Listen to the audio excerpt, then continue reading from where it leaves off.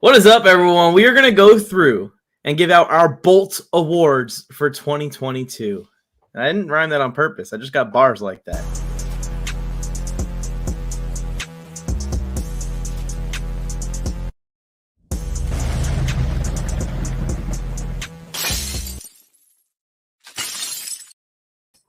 Welcome to the Nuts and Bolts Award Show. Whether you're tuned in live or you're watching the replay, please like the video real quick before you forget. Subscribe to the channel if you're not subscribed already, and turn on that little notification bell. It'll alert you every time we go live, or every time we upload a new video, or every time I upload a short roasting the Raiders, which I'm sure you're going to want to see. I'm joined with my co-host, Tony Tucker, for this Nuts and Bolts Award Show. Tony, I'm excited for this. I'm pumped too. It's playoff time. And just get a chance to talk about, relive some moments. Hopefully, people in the chat comment section, whenever they're rewatching or watching it live, will also be able to talk about their favorite players and moments from a overall great year. Right? Yes. Like this could have went sideways. So when you're here and you're at the playoffs and you have the roster that you have, I think it's been a great year. Yeah, when you look around, you see all the steps. And when I was re-looking for, spoiler, by the way, one of the awards we're doing is our favorite moment or play, and our most painful loss, and our most joyful win. When I was looking back in the schedule to kind of pick those selections for myself, I realized how many points in this season it's broke up extremely and broken back down extremely. And there rarely was like an in-between. So after week 3, coincidentally against the Jaguars, we're all looking around going, so hang on, Keenan's out for we don't know how many weeks with a hamstring injury. The left tackle goes down and Bosa goes down, and it's like, wait, and then you lose Guyton at the end of that game. After week 3, I think that a lot of people were readjusting their evaluation for what the Chargers season would be. And I think it went from winning the division to, especially after you just came off the loss, to the Chiefs, where Herbert gets the rib fracture. Now all of a sudden you're thinking, we just got to figure out a way to piece this thing together to make the playoffs. Because you're at that point, we all thought Storm Norton was coming in to play tackle. Yeah. Like this is the expectations took a drastic turn about midway through week 3. Halftime, James Robinson comes out second half, hits us for a 50-yard touchdown run. What a lot of people were saying was going to be a top 5 defense. Like, yeah, it was an emotional roller coaster as a fan. I think to see the team endure it, get out on the other side, make the playoffs, potentially would have been an 11-win team if they play the starters throughout the rest of that Bronco game. It just goes to show the special players we got in this locker room, and credit goes to the coaching staff as well. I know we've been a lot of negative on the coaching staff, but there is some positives. There is some good things to take away from what the coaches did this year to survive the most injury-plagued season I've ever seen the Chargers deal with, and maybe I've ever seen an NFL team deal with. There's been a couple close years where the Ravens have had a lot of injuries, or the Niners have had a lot of injuries. Everybody short of one player basically got injured. So it's a testament to those guys, and that's why we're going to hand out some awards to those guys. Here are the awards. Let's talk about the Broncos game real quick, because this is all I want to do before we get into the awards, and we will do this, and we'll make it quick. I want to focus on the positive points of the game, because one of the things I think that as fans, we get a little freaked out by the performance that we saw versus the performances we saw the 4 weeks prior to that, which put them in the playoff thing. And I think if you go into a game that is as intense and physical, and you're already playing in the postseason, and at some point you're supposed to be pulled, all of those things make it hard to keep the consistency and intensity in which you had the weeks before, right? So, I don't think last week what we saw from the defense is what we're going to see in a potential playoff push and run in that thing. So just for me, the most positive thing that I saw was the first 3 drives of the offense is what Joe Lombardi needs to make as a regular thing from the offense. The plays he was calling, the times he was playing them, having the ability to push the ball down the field. Because when it was after that, you saw what the Broncos was able to do when he's just calling 3 hitch plays, 3 hitch routes on there. When he's just calling basic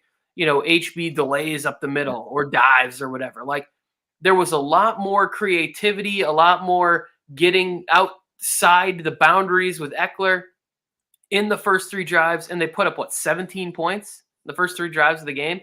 That's what we're hoping to see. So, of course, yeah, we want to see it for 4 quarters on the gas pedal, and also on the defense side of the ball, they did start to back off a little bit in the middle of that game. They stopped playing up the line of scrimmage. I don't remember seeing any Derwin James blitz calls. That's going to be called and drawn up during the Jaguars game. So, yeah, I think that you are on to something when you say these guys came into this game knowing that we're probably getting pulled at some point. I don't know if they expected to play into the 3rd freaking quarter, but that we're going to get pulled at some point. So let's just stay healthy. Let's get some good reps in, and let's make it happen. And MJT brings up a point here. Who has better hair?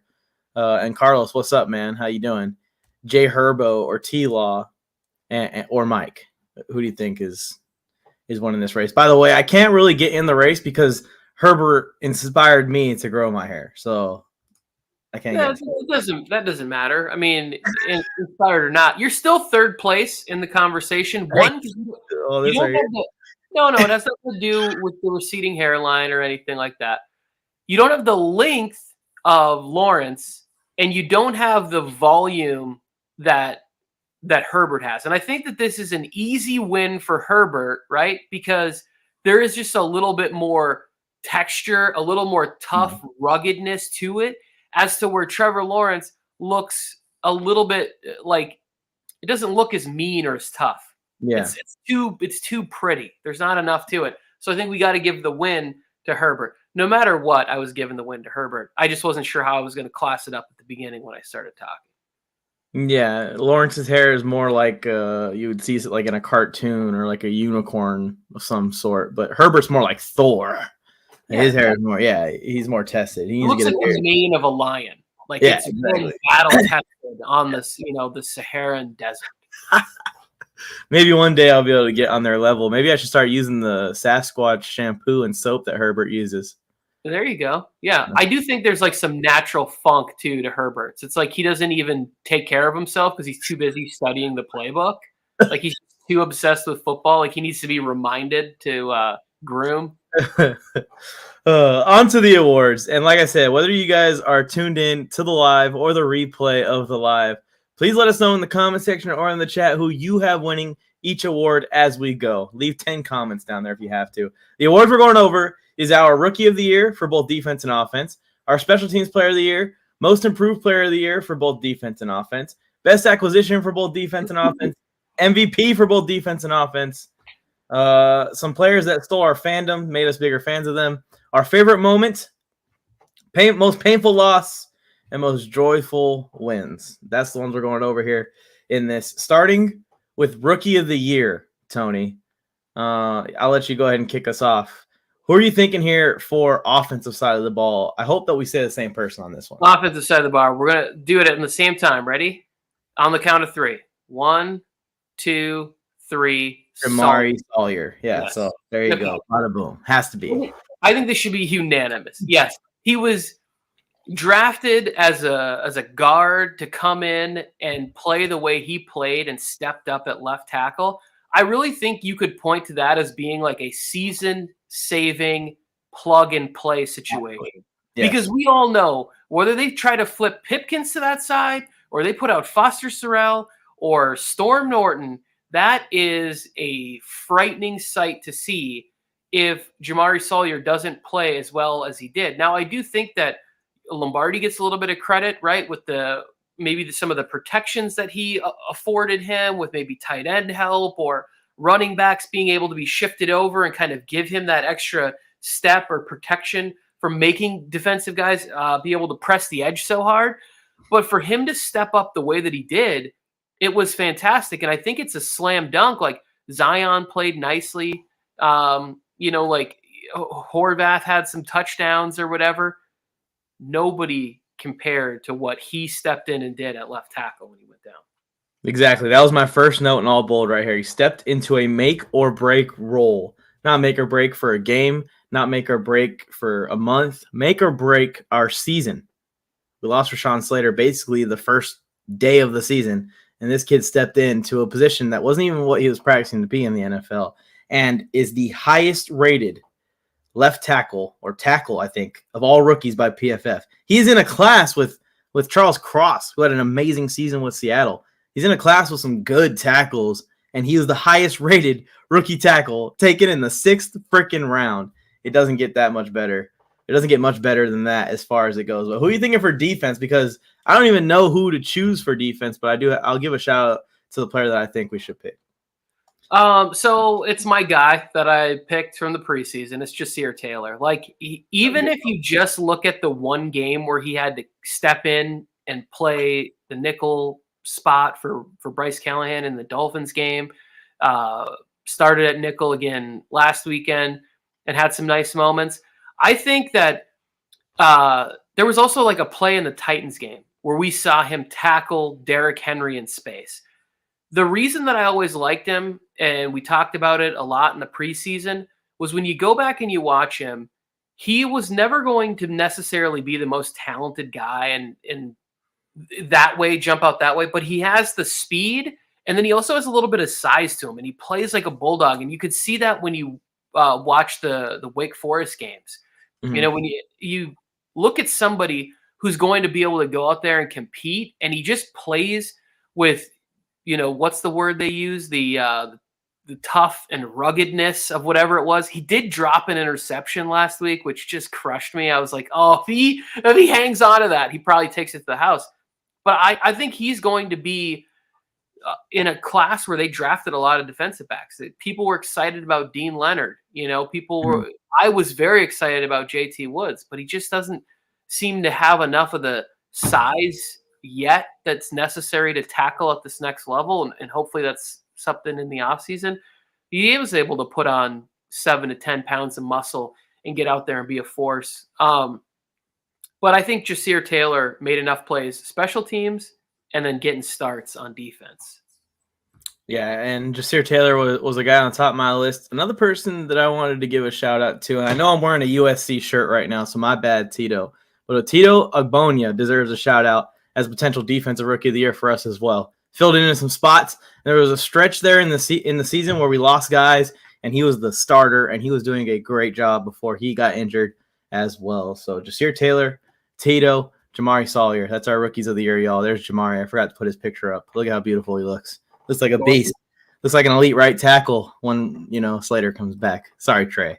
Anyways, on to special teams player of the year. This one I think should be easy as well, Tony. But what do you think about this one? Special teams player of the year. So I went 2 guys, and J.K. Scott, I think, has been amazing for just how good he's been getting punts down inside the 20. I even texted you. I was like, this is a bad sign for this Broncos game, Mike. J.K. Scott's kicking touchbacks. Like, he hasn't done that really all year.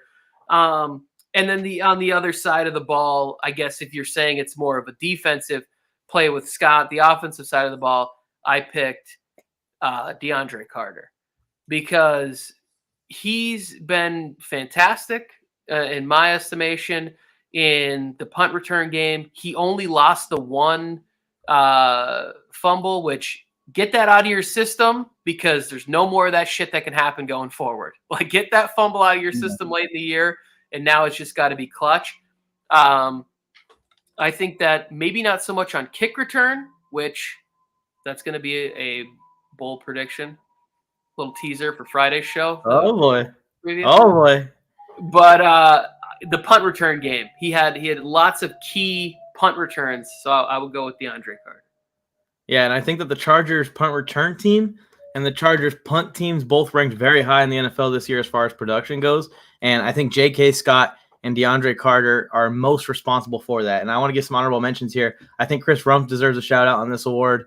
Ja'Sir Taylor deserves a shout out on this award. Dean Leonard deserves a shout out on this award. And let's just give one to the coordinator, Ryan Ficken. Huge shout out to him. I'm going with Cameron Dicker as my special teams player of the year. Rookie kicker comes in off the streets. And, he had one game with the Eagles where he hit 2 kicks, but the rest was with us. 21 of 22 for field goals. 24 of 24 on extra points. 46 total kicks, Tony. 1 miss. the entire time. It was outside 50. I'm just not used to this. So I got to give it to my guy, Dicker, the kicker, who won't be getting on too many shows. So let me just make sure I get his picture here. Dicker. Although he's starting to become popular, so maybe he will be getting on some more shows here in the near future. This guy is actually making it a kicking battle, I think, going in the next offseason on who's going to be our kicker. It's going to be interesting to see how they do it with D-Hop probably coming back from that injury in the offseason. All right, on to the next one here. Or do you want to say anything about Dicker real quick? Looks like a young Josh Duhamel. Way to go. And if he kicks a game winner in the playoffs, we might need to start a little crowdfunding to send him to a Taylor Swift concert. Oh, yeah. Or Carrie Underwood was his Carrie Underwood. A blonde bombshell that I'm way too old to be listening to unless my daughter's in the room. Carlos is going with Dicker the kicker as well. Carlos, who do you got for most improved? And I'll ask Tony Tucker as well, because there's a lot of guys that this could be. Okay, I'll do both sides of the ball again, just for the sake of brevity in the show here. I will too. My most improved on the defensive side of the ball, it was tough, and I'll let you go over your honorable mention list, so I'll just name mine. Drue Tranquill. I think that he deserves a spot in the Pro Bowl. This guy is getting interceptions. He's always been a very solid coverage linebacker. But this year he's making tackles, getting QB pressures. I think he's got 5 sacks on the season. I should have looked up stats, but you guys know if you've watched the show enough, I don't really care about stats. When I watch the football game, how are you making an impact in the game? Is it more positive than negative? And Drue Tranquill has been, I think he's been amazing. Even when the defense wasn't playing good, he was always playing really well, really tough. It's so great to see him having success, especially in a contract year. I want him to be a priority this year. On the right side, my guy right here. I called it. Trey Pipkins, Pro Bowl season right here. I love it. Probably isn't getting to a Pro Bowl, but if you look at where he was a year ago, where he was like a running joke on Twitter and between Chargers fans, and the thought of putting Pipkins out there was a nightmare.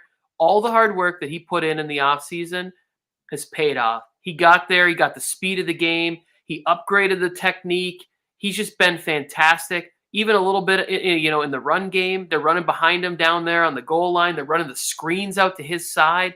It was so nice. Also, I believe in a contract year for Pipkins to have a very good year at right tackle. So those are my 2. I like that choice. I chose Pipkins for offense as well. And you explained it all. It's pretty self-explanatory. This guy is now a solid starter in the league. And it's crazy because our rookie was unanimously Sawyer, who's a tackle. It's going to be moving to right tackle probably next year. And our most improved for offense is Trey Pipkins, who's our right tackle. So we're going to be looking good as far as our depth in the O-line next year and going forward, and maybe even have trade assets if people stay healthy. My most improved for defense, I thought about a couple guys, but I thought about Drue Tranquill as well. I feel like I've always known that Drue Tranquill had that in him, and he's just been waiting for a healthy year to let it out. So I chose cornerback Michael Davis, who has been a liability some seasons, liability in some games, but this year he was our lockdown corner if I had to pick one. And when you're on a defense with Derwin James, Asante Samuel Jr., J.C. Jackson at times, who do you think the defense is going to pick on? They're going to pick on number 43. And number 43 stood his own. 15 pass defenses this year. 4th on the team in tackles. And, yeah, he's second in the secondary only to Derwin, and can't even count him as a secondary player. They found something inside of Michael Davis in camp. They talked about it early on and how good he was doing. And whatever it was, it carried throughout the entire season. He had a great year. No, I love it. I considered Kenneth Murray because he's been up and down, but he definitely was a lot better this year than last year, and maybe some of that was due to the injury. I still think there's some areas, that hopefully get better for him. And ASJ, I thought, had a fantastic year on the defensive side of the ball. Like, he got a lot more opportunities to go up against Devontae Adams, Tyreek Hill, and come up very big. There were a couple of games there, and a lot of people talk about Pat Surtain, and I want them to start throwing ASJ in that conversation. There's a couple games in there, Kansas City round 1, Vegas round 1, where they stopped throwing at ASJ. They say, you know what? He's touched the ball too many times because he doesn't just swat passes or defend receivers. He's getting his hands on the ball, and it's probably scary for offenses. He only got 2 takeaways total on the year, but he had a near 5 or 6. Like he could have had a 7 interception season. Yeah, just if you want him to have bigger hands, like I wish I could give him my hand, and I'll take the smaller. Oh, man. I don't need him. And then Chris Rumph, I'll just say that real quick. He's turned it on. It was a little late in the season, but he's turned it on towards the end here. I think he's made a real nice strides in his game. And I even have Josh Palmer down here as a guy to give a shout out to. Had his career year so far, almost 800 yards receiving this year. And the Chargers had 3 or 4 700-yard plus receivers. Josh Palmer was one of them. It's Chris crazy that Keenan did it in like 6 games. I know. 5.5 games. He's crazy, man. He is so good. So many catches, so consistent as well. And I also like Chris Rumph on the list, not because I think he took a huge leap, but I trust Chris Rumph now, like in pass rush on third downs. He's a good depth piece that we can rotate in. All right, on to, by the way, guys, let us know in the chat for all these awards. So we already did Special Teams Player of the Year. We did Rookies of the Year. Let us know offense and defense for most improved, who you guys like. There's so many choices to go to. Best acquisition. I'll go on offense first because I feel like there's only really one super great acquisition to the offense. They invested a ton in the defense this offseason, and I'm choosing Gerald Everett, but who are you choosing? I have Everett down here too. I thought about putting DeAndre Carter in this spot, but I already put him down in the special teams realm there. But I thought DeAndre Carter, 500 yards receiving. Did we like? I mean, I thought it was maybe a possibility that he had 250, 300 yards. Made a few big plays down the field, yeah. Yeah, filled in fantastically. Caught some touchdowns this year, and I'm just so happy that he's on the roster. But I also went Gerald Everett. He does have some drop issues, but he's been better than I remember him being with the Rams or the Seahawks in the run game. Like he's just committed to that. And I do think that like with a different play caller, with a different, he could be even more explosive. It's just weird how we never seem to look at him down the field at all. Like maybe the drops are a bigger issue in practice, and that's why his number doesn't get called there. You know, maybe they've just realized getting him the ball at the line of scrimmage. He's got to have 290 yards a yak this year because that guy catches the ball at the line of scrimmage and picks up 8 to 12 yards, just running human beings over. He plays football the way I wish I would have played football, but I didn't enjoy contact nearly as much as this guy seems to love to run people over. Yeah, and he gave our offense exactly what we needed out of him and even more as far as the blocking. We didn't even expect him to be a crazy good blocker. We didn't have Donald Parham for most of the year. He filled in as a red zone threat for Herbert.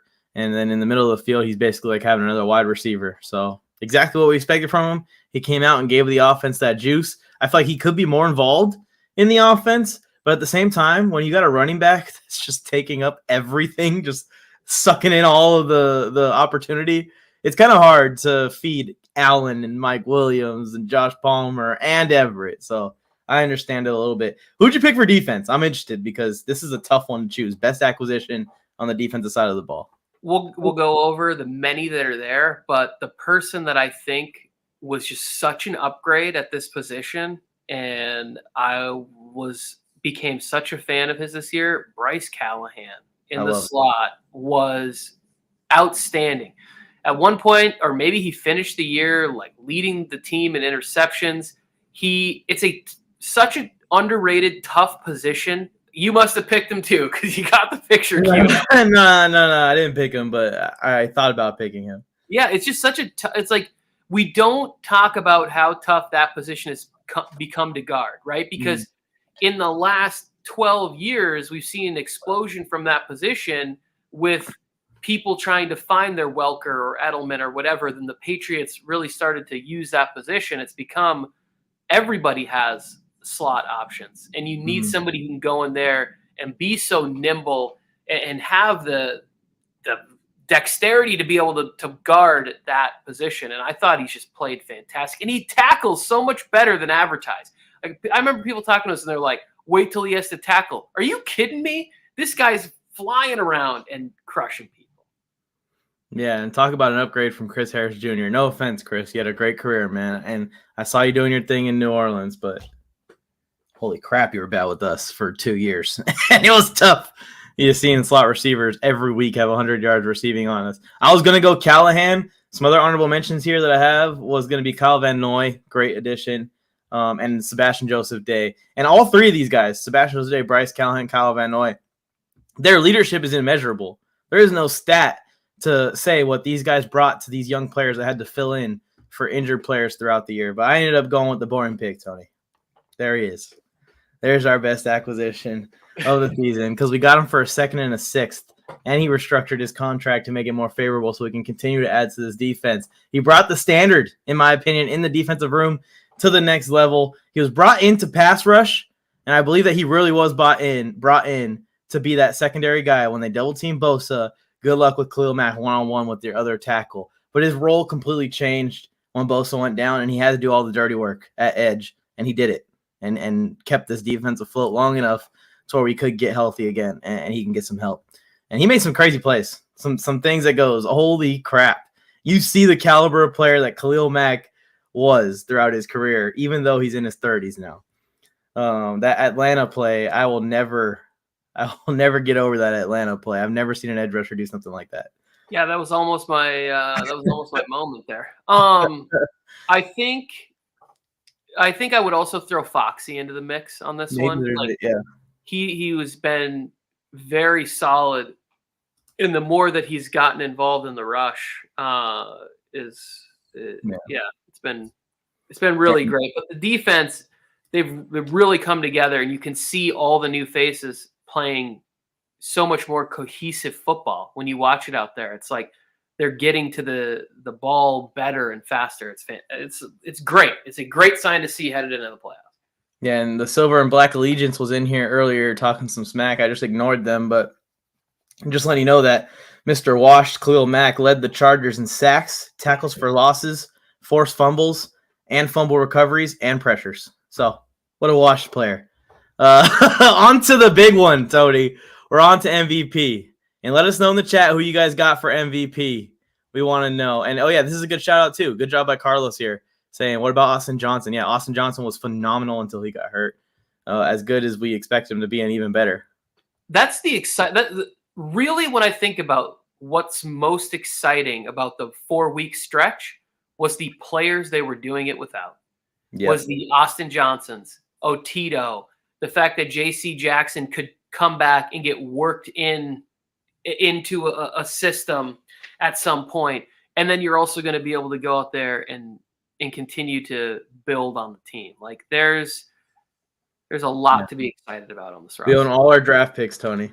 We have this team with these players and Justin Herbert, and we own all of our draft picks for the upcoming draft. It is beautiful stuff by Tom Telesco. We got to execute, though. And if we don't execute, it doesn't matter. It doesn't mean diddly squat. It'll just be another disappointment. Hopefully they do that. Again, guys, let us know your thoughts in the comments on MVP. What the heck just happened? Sorry, my StreamYard's glitching out. Your MVP picks. Tony, let's start with defense. Okay. Defensive MVP. He's already been mentioned. He's already been mentioned on the show once. But Mike went with him as most improved. I'm going with him as the MVP because the J.C. Jackson signing was huge. And then a preseason conversation started where people were going after Michael Davis because he was distracted. And I would like to take this moment to talk to other fans like myself and just remind everybody that these are human beings. They have personal lives, and it is going to interfere with their ability to play and perform on the field. They all have stuff going on, loved ones, sick people, relationships, business acquisitions going south, whatever it is. And Michael Davis was man enough to go, hey, I had some stuff going on last year and I was a little out of my game and I was a little funked, but I'm back and I'm here and I'm ready to go. And he did, and he backed it up. And when JC went down, he's been outstanding. He has been playing better than I have seen him play in his first, 5-6 years in the NFL. He's just tremendous. And I want it to continue. I hope that he's with the team throughout his entire career because I think that he's that good. He's that versatile, doesn't shy away from locking up with Travis Kelce. Like, I just think everything he's done this year, that is a position that needed to be stepped up and have a real lockdown corner, right? Look at the fall off that we've seen from a guy like Xavier Howard, like out in Miami. All of a sudden, AJ Terrell had a down season with the Atlanta Falcons. That easily could have been the situation for the Chargers this year. And between ASJ and Michael Davis, who I thought was a Pro Bowler. Yeah. And it really is leaps and bounds to what he was. We've seen some glimpses of it, and we've seen Mikey Davis make plays in the past. That's what got him this contract that he's on right now. But this year, he took it to another level. He really did. And he has unlocked, and whether this is coaching or not, I don't know, or it's something that just happened for him in practice, he has unlocked his strength, and that is his length and speed. And he has makeup speed, and he has coverage speed, and he has length. And they're letting him ball out right now. We can go over all of his awards right here. MVP, obviously, Justin Herbert. Like Tony said, Vato. There you go. When JC went down, East Los Charter, thank you for tuning in. Who chose him? I'm going with Derwin James for defense. I know it could be the boring pick, but he's the captain of the defense. He's the leader of the defense. He's the guy that I believe is the engine of this defense. He had another phenomenal year. He was selected to the first ever player elected All-Pro roster. Amongst his peers, they voted him the best safety in the entire National Football League. And what he does at all levels is really what makes me such a big fan of Derwin James. He's my favorite player in the league right now. This guy can drop back at free safety and be an elite free safety. This guy can come into the box and be an elite linebacker. He's good off the edge. He's good on the blitz. He's good in the slot. He's good in man coverage, zone coverage. He's generational. You only see this kind of player once in a while. Derwin James is my choice. And for offense, I'll go first on offense. I was going to pick Justin Herbert because he did keep us afloat. But this guy does not get enough mention in the entire league. And it's Austin Ekeler to me. Engine of this offense. He was overly involved in the past game, in my opinion. I mean, it's nuts to see a running back have 107 receptions, 700 yards, 5 touchdowns, and you're like, he might have had more. Like, he could have had more if they really wanted to. And we needed it. We needed it from him when the receivers went down. And you also go and look, I think Ekeler has improved inside from his earlier years in the league. Like, he has become a complete running back. He averaged 4.5 yards per carry this year. He almost had 1,000 yards rushing on only 200 carries. So I'm going with Austin Ekeler for my offensive MVP. I feel like without Austin Ekeler this year, we would have been toast. There's a few players without him, we'd be toast. And he's one of them. I agree. Right, like both of those picks are there for a reason, and I think that like sometimes when I do this sort of stuff is like my expectation level is for Derwin to do what he did, right? Like in those all season long, my expectation level for Ekeler is to do what he did, and I would say that like maybe in the running game, it's even been a little bit less than I would have expected or thought, depending. But again, that could be a different mechanism that isn't firing. I don't want to continue to talk negatively about this person, so we'll move on. My MVP, and obviously it's 10, right? Like if we're just going chalk, the answer is it's the most important position. To me, the second most position on the offense, Corey Linsley. This guy right here is so important to what the Chargers do, running the football, working out there with a rookie here and a rookie right next to him and a guy over there like Pipkins on the right tackle, and being able to get up there, help Herbert out with the protections, helping the run game up the middle. We've seen when they have to bring in Will Clapp, how different the offense functions without having Corey Linsley. That's why I said, like, last week in the game, I would have said, Herbert, you want to start the game, you want to play 2 drives, that's fine. Corey does the same, and you two come out, grab a seat, have a popsicle, enjoy the cold weather in Denver. We'll see, the next time we'll see you guys, it'll be in Jacksonville. Because Corey's out there in a way where it is so important. And I think in these games on the road, he's going to be able to help Herbert out immensely, identifying pressures, helping the linemen understand where they have to go, slides, gaps, all that stuff. So Corey Linsley to me is like, you got to have that guy. Yeah, and it's night and day when he's not out there. I had him on my honorable mention list along with Drew Tranquill as well. Yeah. I mean, just look at what happened to Tom Brady with he's on his third center right now. Like, it is tough. Miserable. It's tough to run the football. Worst running football team in the league is the Tampa Bay Buccaneers. You'd think that's like impossible. Yeah, the center just plays such a pivotal role on the offensive line when it comes to communication. And these guys already need to deal with, TJ Watt and Myles Garrett and all these guys coming at you. And you also need to deal with linebackers at the second level of blitzing. And teams have started to blitz DBs more and more with every single player like Jalen Ramsey or Derwin James that comes into the league. So now you're dealing with those guys as well. So it's like you have to deal with the super fast guys, the super strong guys, the guys that are a mix of all of it. Offensive line is not a desirable position for me if I was trying to go to the NFL. How about former Charger Rayshawn Jenkins essentially winning 2 games for the Jaguars to put them in the spot this year? Pick 6 against Dak in the Cowboys game, and then he gets the game-winning sack in Yeah, I always loved him. He plays with passion, man. He just wasn't too consistent with the coverage. But anyways, that's our MVPs, y'all. We went with Austin Eckler, Derwin James. Well, that's who I went with for offense and defense.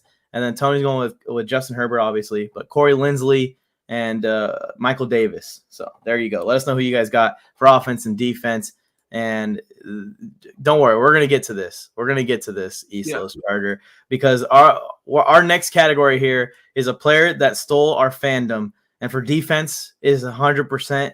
I became a huge fan of Alohi Gilman this year. I love the way he plays the game. I love his passion. He just brings energy and he brings life to the football field on special teams and on defense. And he's become a little bit of a badger when it comes to punching balls out, being around the football, recovering fumbles. I don't know. You could tell he just truly loves the sport. And it's a little cherry on top. He's doing it all in that number 32, one of my favorite players of all time, wore that number for the Chargers for a couple years at his position. Yeah, there's a lot of people in the comments of his mic'd up video where they were talking about how they call him like mini Weddle. So I didn't explain this category well enough, but you did a great job. I went with players that brought fans, like they stole fandom from around the league and they made them Chargers fans. But what you did, nope, it's not awkward at all because I have 2 players exactly about what you're talking about right now. Okay. So for me, I would say Braden Fehoko, 1,000% made it to the point where I was just like, oh, like this guy's so much fun to root for. And he's right there, like, because Sebastian Joseph Day became one of my favorite players. It is the next jersey I will buy. It's a 69 jersey. Hell yeah. He's a great player, and he just his personality and everything, and how intense he's been on the sidelines some moments. I love that. And I'm a huge fan of SJD.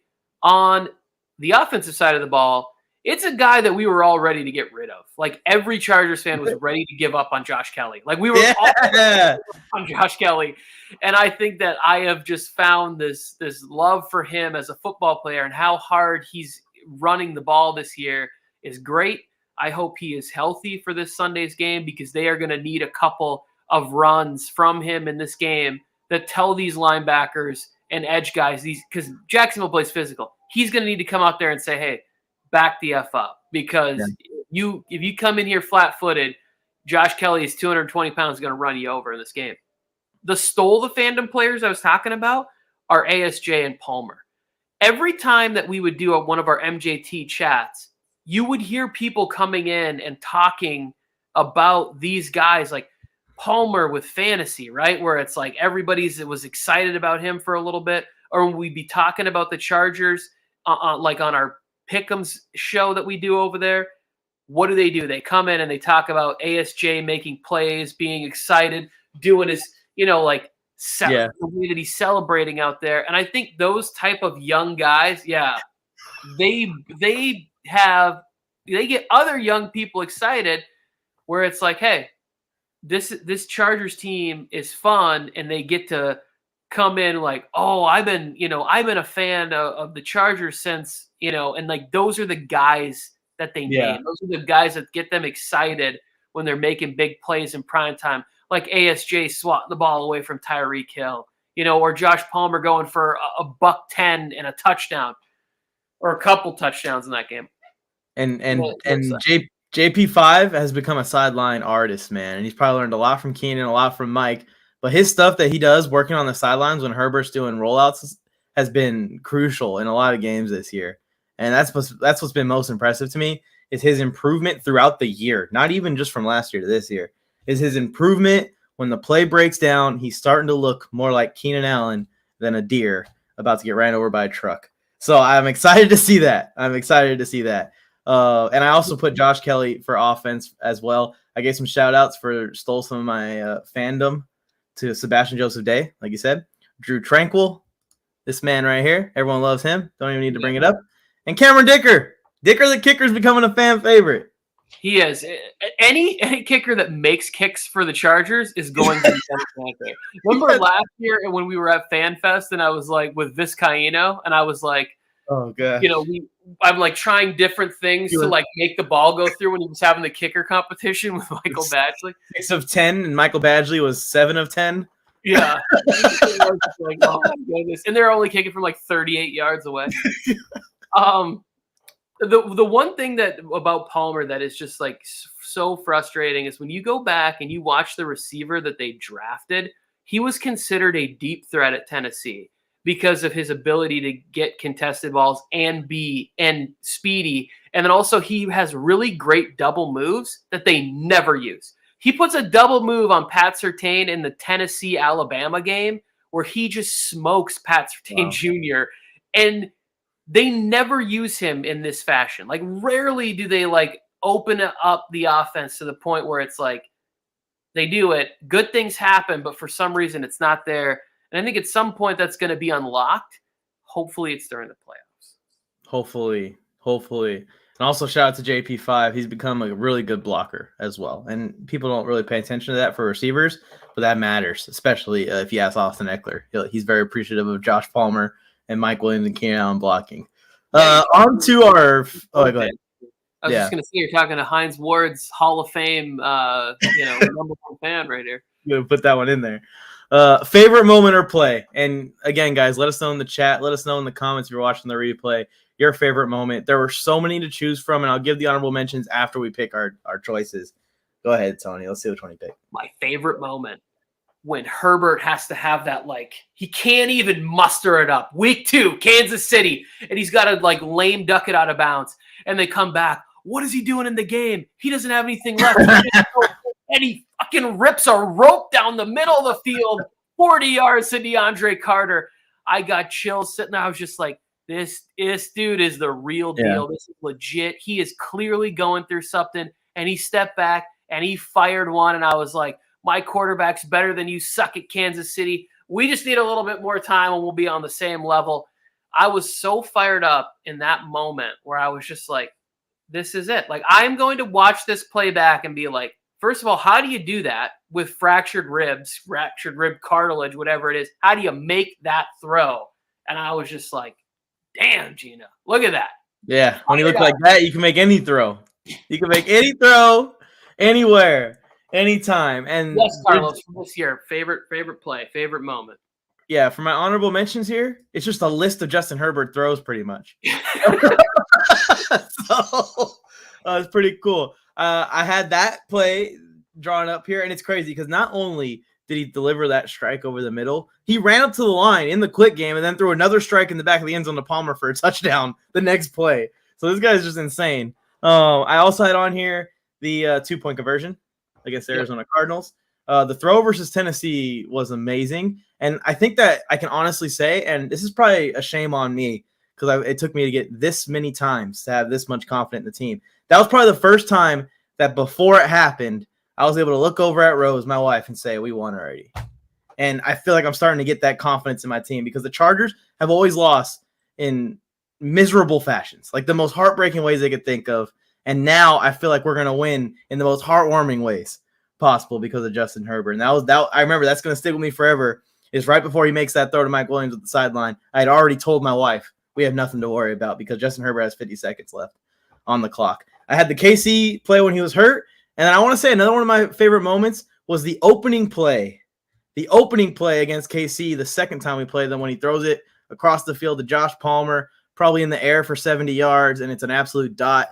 And the reason that's one of my favorite moments is because in the crowd, I was there for that game, and I really felt like it was a 50-50 split between Chiefs and Chargers fans. There was the loudest cheer that I've ever seen in SoFi Stadium for the Chargers, I will say. There's been lots of cheering for the Raiders. So that one was loud. I looked around, and me and Jay both went, holy crap, like this stadium is buzzing for this game. But the one I ended up choosing is when Justin Herbert had to win the game for us twice against the Atlanta Falcons. Drove down to get us into the game-winning field goal range. Austin Eckler fumbled literally inches before he touches the ground. I mean, just complete misfortune. Falcons player scoops it up, runs down the sideline. I'm cussing. I'm pissed. I'm also yelling to tackle him because if they hit a field goal, they can win the game. He fumbles. Herbert gets the ball back on just the other side of midfield and says, wink, wink, I could do that again pretty easily. Next play gets us back in the field goal range a second time, and then we win. I love it. Yes, I want to throw out a couple more throws while we're at it. The week 1 touchdown to DeAndre Carter up the seam where it had to be low is the only spot it could be, and he's fallen backwards towards Herbert to make that catch right there. How about Keenan Allen? The ear hole throw to Keenan on the sideline against the Dolphins where it was just like the guy didn't even turn around. He's like, wait, did he really throw that ball to my guy? And Keenan and Herbert are both pointing at each other. They're both going nuts. And then let's just, talk a little shit about the Raiders. Ending week 1, the Khalil Mack introduction, standing in the building right in front of me, and I watched Khalil Mack sack end the game. That was a pretty fantastic moment. His third sack of the game, by the way, and Bosa got a sack the play before that. So it was intense. Yeah, and Raiders fans be saying barbecue chicken a lot, but I think that game is not going to be remembered, in 10 years for the Raiders winning that game. I think that game is going to be remembered for them catching it on mic'd up. The DB's walking up to Keenan and telling him that he's washed and he doesn't got it anymore. And the next play, he goes for a 60-yard bomb up the sideline and gets up going like this. Everyone's like, what's he doing? What's he doing? And then when you get the mic'd up segment, you go, oh, man. Like, they just talked shit to him, and he went crazy the next play. He's definitely still got it. I don't think you shared that one with me. Was it a Chargers mic'd up, or was it the... Keenan Allen was mic'd up for that game, and that play is in the segment, yeah. I watched it. I don't know why I didn't hear that. And Keenan didn't even say anything back. He just heard him, and then the next play, he's just going like this after. Like, keep talking. Keep chattering. You know who I am. I'm a Hall of Famer. Yes, I agree with you. There's a couple of other good moments here from Carlos Charger and Eastlos Charger. Chat, sorry. From this year, yes. Mike Dover's Titans. That one was one. Yep. That was amazing.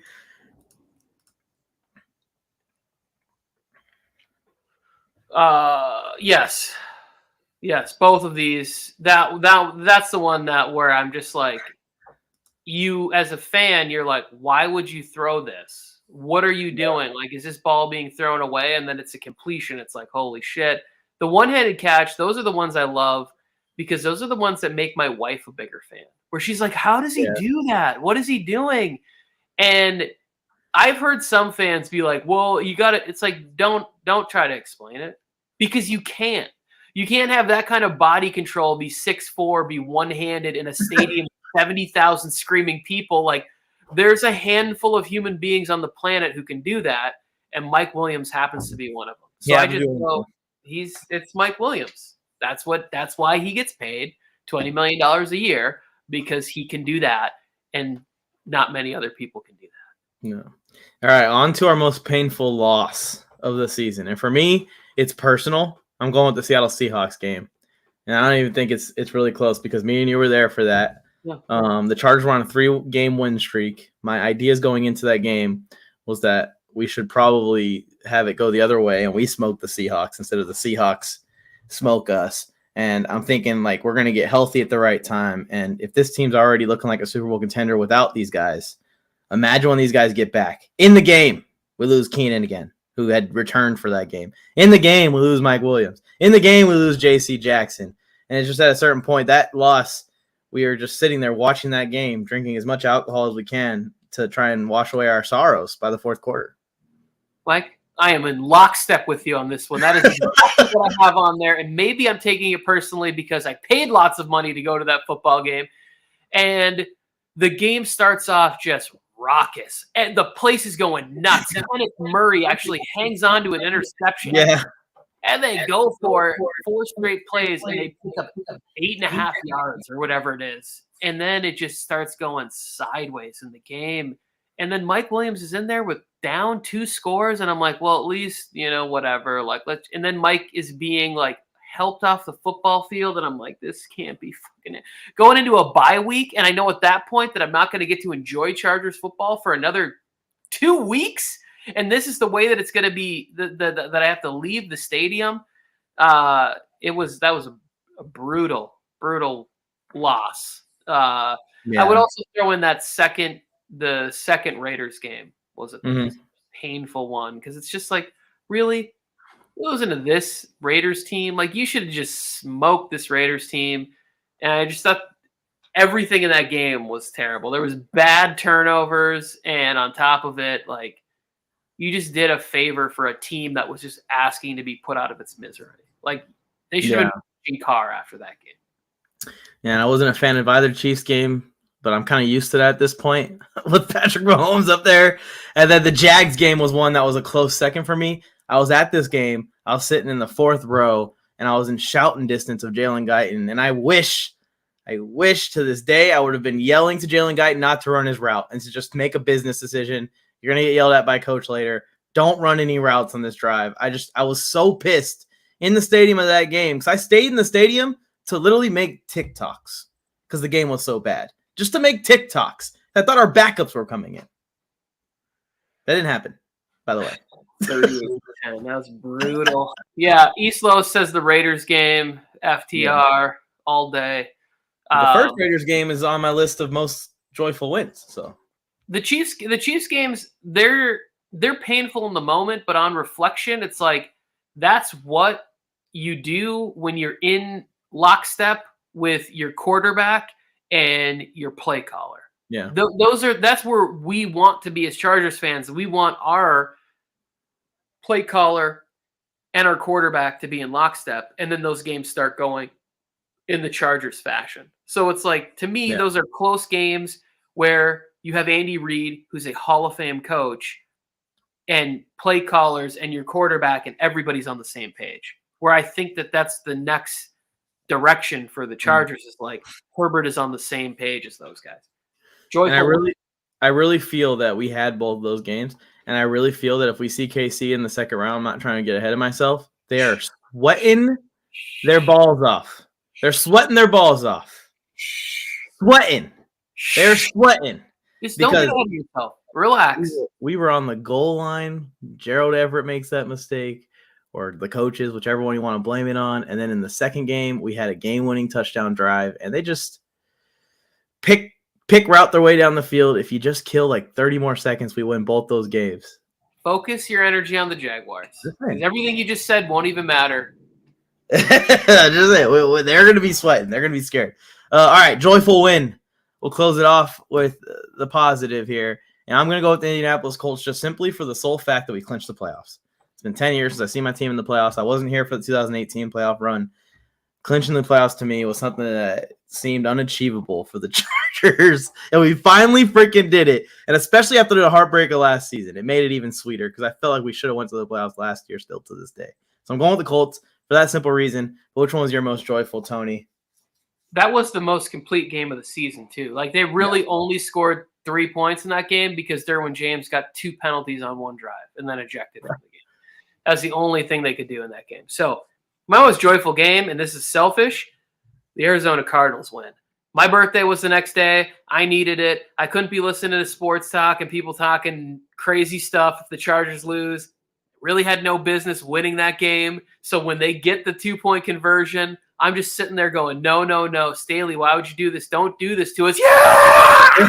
Yeah, going crazy. So we had, because the year before, I remember like setting up where I was like, okay, I got the food. It was an early morning, 10 o'clock game on my birthday. They're going to Houston. They're going to roll this shitty ass Texans team. David Culley's dead in the water. This team's got to wait. What's happening? Rex Burkhead's going for 168 yards. What's going on? I'm just screaming at my TV. And then the whole day I was just sad drinking the rest of the game away. So this year, just to be able to, I don't do much for my birthday. I don't talk about it. No, I don't tell people when it's coming up or when it is. I just want the team that I'm cheering for, the Chargers, to just be celebrated on that day in all of the conversation. And whew, maybe sweat it out. They got it done. I gave an honorable mention to the first Raiders game just because it kind of was just sweet to beat them in the first game of the year after what we dealt with their fans the entire offseason. And they've been – where have they been? The Raiders fans still out there?